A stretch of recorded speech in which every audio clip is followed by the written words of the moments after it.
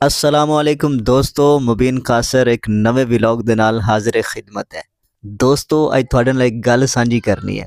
ਤੁਹਾਨੂੰ ਮੈਂ ਦੱਸਣਾ ਹੈ ਕਿ ਮੈਂ ਵਲੌਗਿੰਗ ਸਟਾਰਟ ਕਿਉਂ ਕੀਤੀ। ਮੈਂ ਕਿਤਨੇ ਅਰਸੇ ਤੋਂ ਸੋਸ਼ਲ ਮੀਡੀਆ ਤੇ ਖੱਜਲ ਹੁੰਦਾ ਪਿਆ। ਮੈਂ YouTube ਚੈਨਲ ਕਿਤਨੇ ਬਣਾਏ ਔਰ ਕਿਤਨੀ ਮਿਹਨਤ ਕੀਤੀ, ਕਦੋਂ ਤੋਂ ਮੈਂ ਕਰ ਰਿਹਾ, ਸਾਰਾ ਕੁਝ ਡਿਟੇਲ ਦੇ ਨਾਲ ਅੱਜ ਦੀ ਵੀਡੀਓ ਦੇ ਵਿੱਚ ਤੁਹਾਨੂੰ ਦੱਸਾਂਗਾ। ਵੀਡੀਓ ਨੂੰ ਆਖਰ ਤੱਕ ਵੇਖਿਆ ਜੇ, ਇਨਸ਼ਾਅੱਲਾ ਤੁਹਾਨੂੰ ਮਜ਼ਾ ਆਏਗਾ।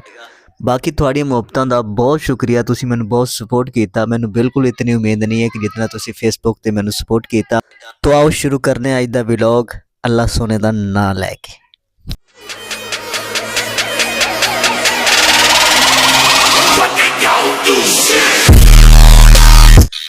जिस तरह के तुसी जानते हो कि अजकल मौसम खराब है, बारिशां लगी हुई ने।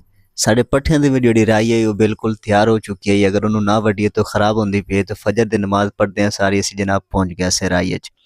पहले नंबर ते बेर जुगे बच्चे नूं बेर दिते, फिर राई वड्डण लग पिया से। अच्छा, वो अगली एक्टिविटी तो तुसीं वेखदे रहो। गल जिहड़ी तुहाडे नाल मैं एक सांझी करनी है वो ये है कि व्लॉगिंग में स्टार्ट क्यों की या व्लॉगिंग वाले पासे में क्यों आया। मैं यूट्यूब ते काम करदा पिया तकरीबन 4-5 साल तो। कासर टीवी के नाम से मेरा यूट्यूब ते चैनल है और तकरीबन वो ठीक चलता पाया। जिन्नी कि मैं वो मेहनत करता पाया उस लिहाज वो चैनल ठीक है। व्लॉगिंग वाले पासे में इस तरह आया कि पिछले दिन दोस्तों के नाल बैठा से, एक दोस्त ही है, मैं तेनों दोस्त ही समझना। मैं उसनों कैमरा ऑन किया हुआ सी, मैं उन्होंने क्या यार हाथ हिला दे व्लॉग बनता पाया। तो उसने बड़ा हकीर जिहा जवाब दिता और उसके लहजे दे विच बड़ा रौनक और तकबर।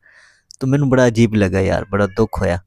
लेकिन उसने फिर भी उसके बावजूद ना कोई अच्छे रवैये नाल या ठीक मूड नाल वीडियो दे विच जिहड़ा ना मैनू नहीं हलो हाय किया। मेरे को वीडियो मौजूद पई है, कदे वक्त आया तो इंशाल्लाह भी मैं ला सा। बस ख्याल आया कि इसनों जवाब देना चाहिए और जवाब इवें दिता जा सकता कि वाकई व्लॉग बनाया जाए और उसनों विखाया जाए कि व्लॉग बनता है और चलता है। तो व्लॉग स्टार्ट किया, बनाया, दूसरे दिन फेसबुक ते लाया और माशाल्लाह अच्छा रिस्पॉन्स मिला। तुसी बड़ी मुहब्बत विखाई। व्लॉग 1-2 दिनों दे विच 20,000 क्रॉस कर गया। तो अगर तुसी इस तरह मुहब्बत करते रहे, इस तरह सपोर्ट करते रहे, तो इंशाल्लाह एक दिन उस बंदे की आकड़ भी बननी है। उसनों विखाना है कि आ तेरी हकारत का जवाब है, जिहड़ी हकारत नाल तू मैनू वेखा। तो इंशाल्लाह तुसी उम्मीद है मैनू सपोर्ट करोगे और अगर तुसी सपोर्ट करते रहे तो इंशाल्लाह वक्त दूर नहीं है। बाकी लव यू हो गया।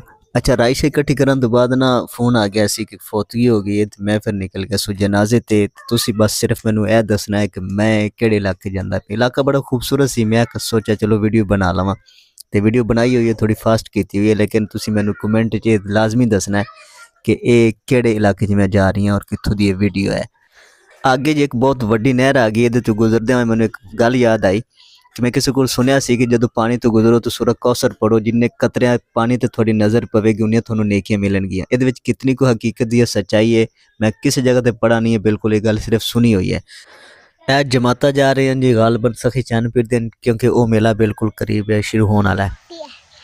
आमद साहब जनाब शतूतियाँ तोड़ तोड़ के खाते फिरते हैं, मिठियन के फीकियन, मैनूं ते आंदा भी मिठियन, मेरा रोज़ा सी मैनूं की पता। अच्छा, मोहम्मद साहब आदे करतब विखा रहे हैं। उस तो बाद मैं यार चलो मैं अफतारी का टाइम होंदा पे घर पहुंचीए। हुण उहदी जिद सी कि कैमरा मैनू तो व्लॉग मैं बनाना है। आपां कैमरा भाई को नहीं दिता, वो गुस्से नाल जाके मोटरसाइकिल ते बह गया। वेख उहदे चेहरे तो लगता है हुण तकरीबन ठीक हो गया। पहले उन्हें मूड बनाया सी। मोहम्मद साहब अहमद साहब स्कूटर ते बह गए और आपां जनाब किक मारी ते घर पहुंचे। इस दे नाल ही अज दा व्लॉग दा इख्तिताम होया। तुहाडीआं मुहब्बतां दा, तुहाडे प्यार दा बहुत बहुत शुक्रिया। अल्लाह हाफ़िज़।